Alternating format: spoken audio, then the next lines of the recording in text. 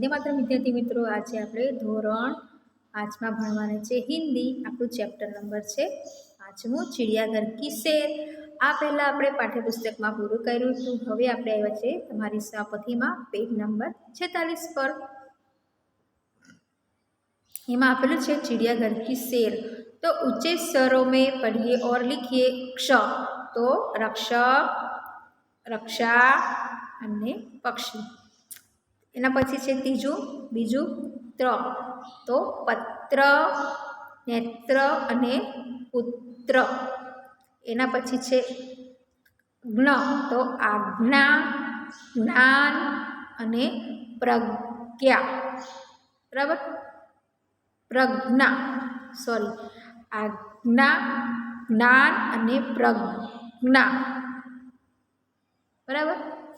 હવે એના પછી છે શ્રમ તો શ્રમ, પરિશ્રમ અને વિશ્રામ। પછી ખ મક્ખન, મક્ખી, મચ્છર, मगरमच्छ, चिट्ठी, गट्ठर। पहचानिए और विधान के सामने उचित नाम लिखिए। तो कौंस में शब्द दे दिए हैं, उसके अनुसार हमें नाम लिखने हैं। तो उसकी नाक पर एक सींग है। ना किसकी नाक पे सींग रहता है? तो प्राणी संग्रहालय के प्राणियों में गेंडा के नाक पे सींग रहता है।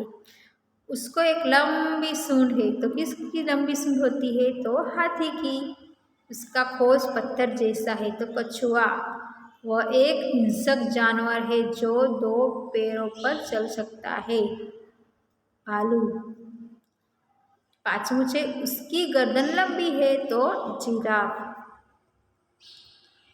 उसका मुंह काला है। तो लंगूर का मुंह काला। वह पंख फैलाकर नाचता है। तो कौन नाचता है? तो मोर। बराबर। हम तीसरा प्रश्न देखिए। गीता अपने दाखिल जगह के साथ चिड़ियाघर गई थी। तो अपने दादाजी के साथ चिड़ियाघर को गई थी। चौथा प्रश्न है किसके पिंजरे के पास बहुत भीड़ थी? तो आवे सिंह के पिंजरे के साथ।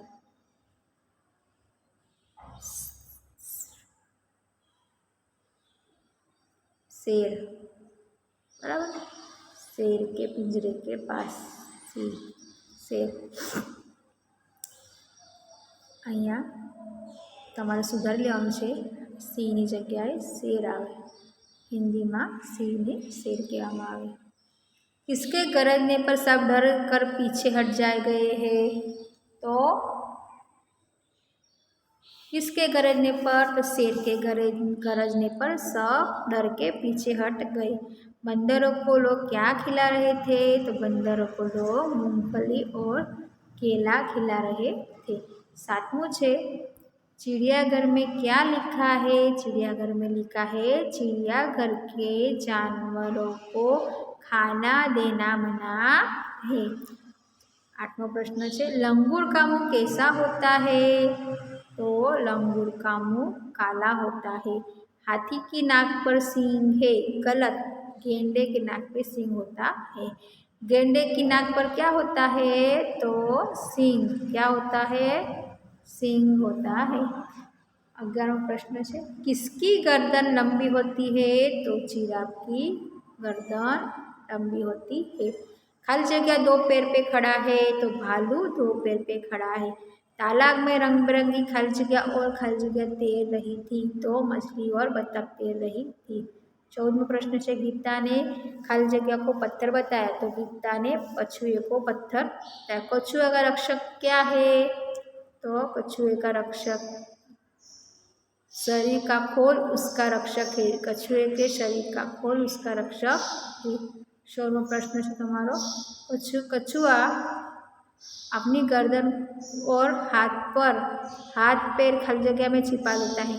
कछुआ अपनी गर्दन और हाथ पैर खोल में छिपा लेता है। उनमें से कौन सा शब्द खोल शब्द का अर्थ नहीं है? तो कौन सा? तो आवे आवरण, कवच, बख्तर, काच। तो काच। बराबर।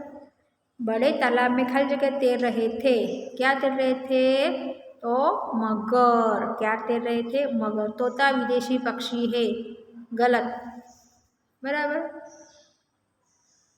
विदेशी पक्षी का नाम है काकातुआ। હવે છે सबसे बड़ा पक्षी तो शुतुरमुर्ग। અને 22મો પ્રશ્ન છે શુतुरमुर्ग सबसे खाली जगह पक्षी है तो सबसे बड़ा पक्षी है, बराबर। એના પછી છે 23મો પ્રશ્न पेड़ की छाया में कौन खड़ा है? पेड़ की छाया में शुतुरमुर्ग खड़ा है।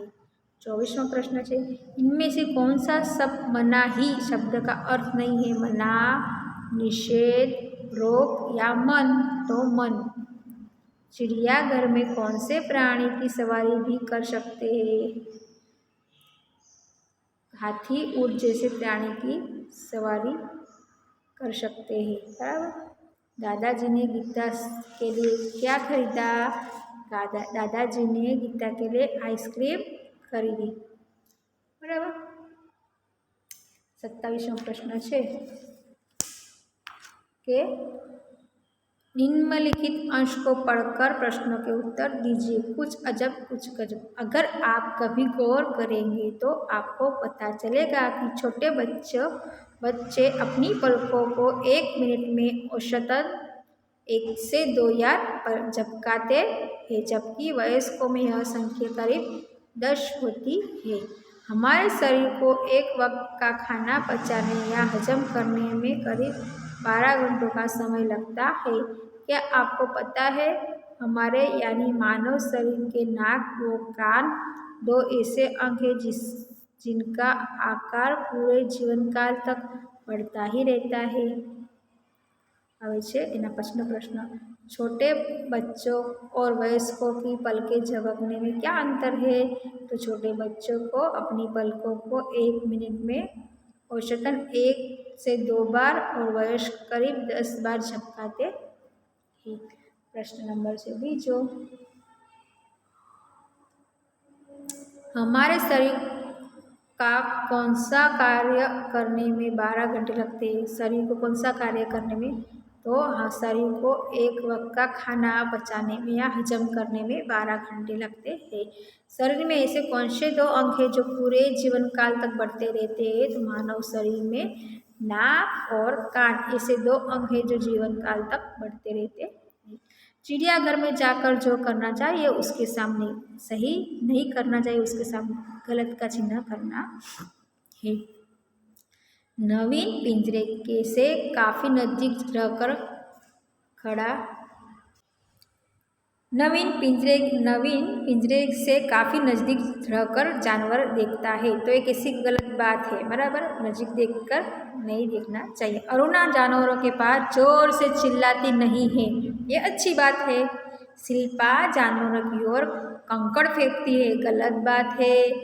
रवि जानवरों को चिढ़ाता है, ये भी गलत बात है। अक्षय चुपचाप जानवरों को देखता है और आगे निकल जाता है, ये अच्छी बात है।